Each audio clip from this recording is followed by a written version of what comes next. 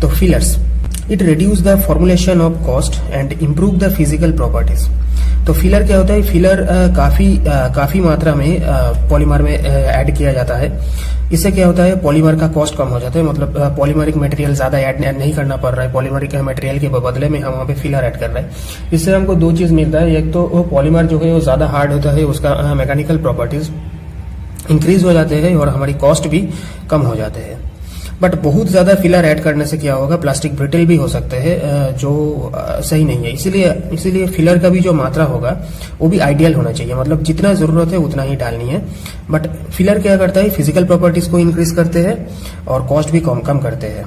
Matrix plus filler, जो proper addition के साथ फिलर को ऐड किया जाता है। फिलर का कुछ एग्जांपल अगर लूँ तो would four talk, jute, silicate, barium sulphate, calcium carbonate, China clay, carbon black, asbestos, silica, fibres, particulate resin. जो कार्बन ब्लैक है ये बहुत अच्छा एक फिलर है। कभी कभी कार्बन ब्लैक इलेक्ट्रिकल प्रॉपर्टी को भी एनहांस करते हैं। तो इसका मेन प्रॉपर्टीज क्या है? देखिए, जो फिलर होता है ये इंटरस्टिशियल डिफेक्ट शो करते हैं। फिलर क्या करते हैं? डेंसिटी को इंक्रीज करता है, क्योंकि फिलर ज्यादातर क्या होता है? जो पॉलीमर का जो मॉलिक्यूल के बीच में जो गैप है, इंटरमोलिकुलर गैप है, फिलर पार्टिकल वहां पे जाके प्लेस हो जाते हैं। फिलर पार्टिकल कोई पॉलीमर या कोई मॉलिक्यूल्स को सब्स्टिट्यूट तो नहीं करते, लेकिन वो जो गैप होता है मॉलिक्यूल्स के अंदर, वहां पे जाके वो बैठ जाते हैं। तो इससे क्या होता है? मास इंक्रीज होता है। अगर मास इंक्रीज होगा तो डेंसिटी भी इंक्रीज होगी। अगर डेंसिटी इंक्रीज होगी तो फिर इसका modulus of elasticity and stiffness भी बढ़ेगा और श्रिंकेज भी कम करता है, क्योंकि वो इंटरमोलिकुलर गैप जो है उसको कम कर रहा है। तो इससे श्रिंकेज भी कम होता है। Increase in hardness and improve surface quality, जो डिफ्यूजन वाला काम होता है। कभी कभी क्या होता है कि स्टील के अंदर कार्बन को डिफ्यूज किया जाता है, तो उसी तरह फिलर भी डिफ्यूज होता है पॉलीमर मैट्रिक्स में, जो हार्डनेस को भी इंप्रूव करते हैं और सरफेस क्वालिटी को करते हैं। और कॉस्ट की बात तो हम बोल ही चुके हैं। इंक्रीज इन एचडीटी, एचडीटी मतलब heat deflection temperature. Heat deflection temperature increase करता है। Improve flame resistance, flame resistivity को भी बढ़ाते हैं। ना फिलर का कुछ इफेक्ट भी होता है, जैसे कि यहाँ पे आप देख रहे हैं bleeding effect and blooming effect. बहुत ज्यादा फिलर ऐड करने से वो क्या होता है? वो पॉलीमर की सरफेस में आ जाते हैं और पॉलीमर में सरफेस में आके उसकी कलर को चेंज कर देते हैं, या तो कलर जनरेट कर देते हैं।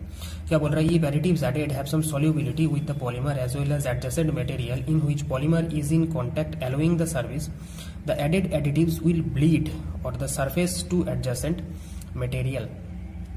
कभी कभी क्या होता है? फिलर की जरूरत नहीं पड़ती, या तो जो फिलर हम ऐड कर रहे हैं पॉलीमर मैट्रिक्स में, तो वो फिलर क्या होता है? सॉल्यूबल नहीं होता है। तो क्या करता है? वो पॉलीमर की सरफेस में आ जाती है और वहां पे ब्लीड करने लगते हैं और कलर भी जनरेट करते हैं ड्यू टू ब्लीडिंग, जिसको ज्यादातर ब्लीडिंग इफेक्ट बोलते हैं। फिर ब्लूमिंग इफेक्ट क्या है? It is the phenomenon shown by compounds with low solubility and high diffusion rate. बहुत ज्यादा मतलब डिफ्यूजन रेट बहुत ज्यादा होगा और सॉल्युबिलिटी कम होगा। मतलब पॉलीमर मैट्रिक्स में फिलर जो है वो कंपेटिबल नहीं है पॉलीमर मैट्रिक्स के साथ, लेकिन डिफ्यूजन रेट बहुत हाई है। तो क्या होता है? माइग्रेट कर जाता है। जो फिलर होता है वो माइग्रेट होता है। तो माइग्रेट होता है, it involves migration of additives out of polymer matrix on to the surface as a very thin film which it diffuse. जो डिफ्यूज करने के लिए जो फिलर को ऐड किया गया था, वो फिलर फिल्म की तरह पॉलीमर मैट्रिक्स के ऊपर एक चादर टाइप का बना देता है। तो ये भी एक डिसएडवांटेज है। मतलब फिलर को बहुत ज्यादा यूज करने से ये सब इफेक्ट दिख जाते हैं, ब्लीडिंग इफेक्ट, ब्लूमिंग इफेक्ट। तो ये नहीं होनी चाहिए। मैंने बोला था कि फिलर जो है उसको आइडियल यूज करना है, मतलब जितना जरूरत है उतना ही यूज करना है, उससे ज्यादा भी नहीं और उससे कम भी नहीं। Next, plasticiser. प्लास्टिसाइजर एक बहुत बढ़िया एडिटिव है जो प्लास्टिक में वाइडली यूज्ड होता है इसका फ्लेक्सिबिलिटी को बढ़ाने के लिए। तो क्या बोल रहे हैं? To improve flexibility and processability. Plasticizer क्यों ऐड करते हैं? प्लास्टिसाइजर कभी कभी इंटरनल लुब्रिकेंट की तरह भी काम करते हैं, क्योंकि बहुत सारे मटेरियल होते हैं बहुत ज्यादा विस्कस होते हैं, मतलब हाईली विस्कस होता है, जैसे कि पॉलीकार्बोनेट जैसा मटेरियल हाईली विस्कस है। तो ये जो मशीन के अंदर विस्कोसिटी बहुत ज्यादा होने के कारण इसकी फ्लो बहुत ही कम होता है। तो प्लास्टिसाइजर ऐड करने से क्या होता है? इसका फ्लो प्रॉपर्टी बढ़ते हैं। और क्या होता है? ये फ्लेक्सिबिलिटी भी बढ़ाते हैं। फ्लेक्सिबिलिटी कैसे बढ़ाते हैं? पॉलीमर की जो चेन है उसके अंदर जो एडेशन है, जो एडेसिव बॉन्ड है, उसको इनहिबिट करते हैं प्लास्टिसाइजर। मतलब दो पॉलीमर चेन के बीच में फ्लेक्सिबिलिटी बढ़ाते हैं। प्लास्टिसाइजर लिक्विड जैसा ही है। और फ्लेक्सिबिलिटी बढ़ाने से क्या होता है, इसको बेंड होने से मतलब ये ब्रिटल नहीं होता, ये फ्लेक्सिबल बन जाते हैं। और फ्लेक्सिबिलिटी बढ़ने के कारण इसका प्लास्टिक का टीजी भी रिड्यूस होता है। नाउ क्या बोल रहा है, raises melt viscosity, T G modulus of elasticity of the phase. It also act as an internal lubricant. मैंने क्या बोला था कि प्लास्टिसाइजर इंटरनल लुब्रिकेंट की तरह भी काम करते हैं। Now properties, act as mould releasing agent. Mould releasing agent के हिसाब से भी हम इसको यूज कर सकते हैं। लो मॉलिक्यूलर वेट कंपाउंड, इसका मॉलिक्यूलर वेट लो होता है, नॉन वोलाटाइल, वोलाटाइल नहीं है।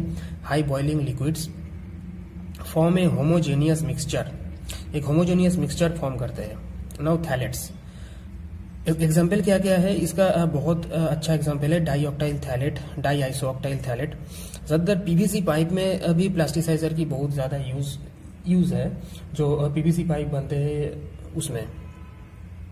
फिर phosphate, tri butyl phosphate, tri chloroethyl phosphate, polyester, sebacic acid, adipic acid. अब प्लास्टिसाइजर कितने टाइप का है, तीनों टाइप का प्लास्टिसाइजर है, 1 डिग्री, 2 डिग्री, 3 डिग्री। और 3 डिग्री प्लास्टिसाइजर को हम एक्सटेंडर बोलते हैं।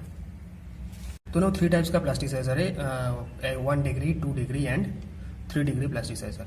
तो पहले देखते हैं 1 डिग्री प्लास्टिसाइजर में क्या बोल रहा है, forms good gel like with polymers within the processing temperatures range and can be used alone. जो 1 डिग्री प्लास्टिसाइजर है सबसे अच्छा है, और ये इसको एलोन मतलब अकेले यूज कर सकते हो। जो थैलेट्स एंड फॉस्फेट्स वाला जो है, tributyl phosphate, trichloroethyl phosphate, dioctyl phthalates, di isooctyl phthalate, ये सब widely used and very popular plasticizer है जो अकेले यूज कर सकते हैं।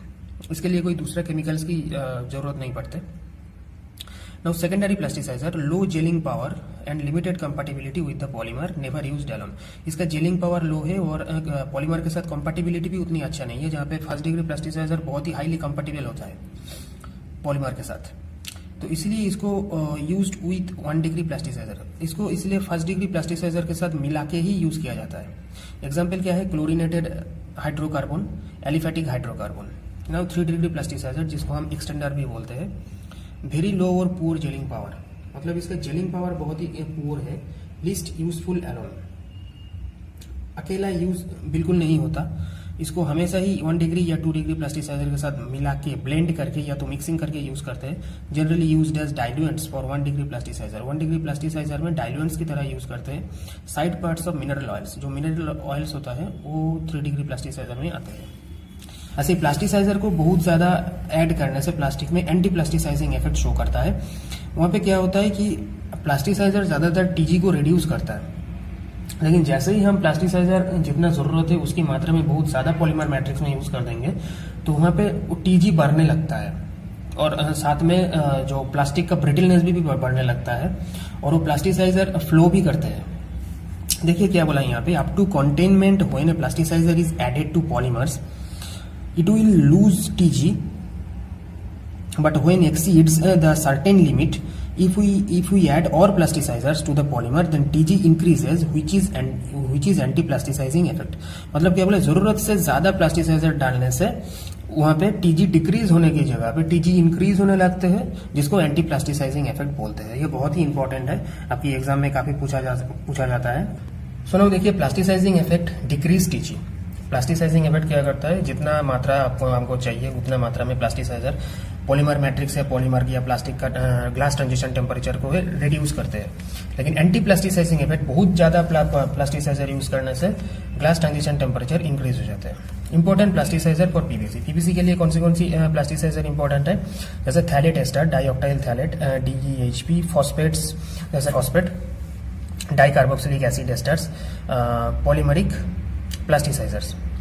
नाउ नेक्स्ट, लुब्रिकेंट, बहुत ही इंपॉर्टेंट और एक एडिटिव्स जो है lubricant, to reduce the internal and external friction in molten polymer and facilitates its processing by improving flow properties. Lubricant क्या करते हैं, लुब्रिकेंट पॉलीमर का फ्लो प्रॉपर्टी को बढ़ाते हैं।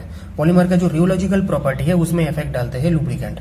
पॉलीमर, बहुत सारे पॉलीमर है जो बहुत ज्यादा विस्कस है, जैसे कि पॉलीइथिलीन हो गया, पीसी हो गया, पीवीसी भी हो गया, ये बहुत ज्यादा विस्कस है। तो इसका विस्कोसिटी ज्यादा होने के कारण फ्लो बहुत कम होता है। हर प्लास्टिक का फ्लो प्रॉपर्टी अलग अलग होता है। जैसे कि आप नायलॉन को पकड़ लीजिए, नायलॉन मेल्ट होने के साथ साथ पानी की तरह बहने लगते हैं, लेकिन पीवीसी एक ऐसा मटेरियल है जिसको फ्लो हो ही नहीं पाते, वो एक जेली की तरह एक जगह पे चिपक के बैठे रहते हैं, वो फ्लो होना ही नहीं चाहते।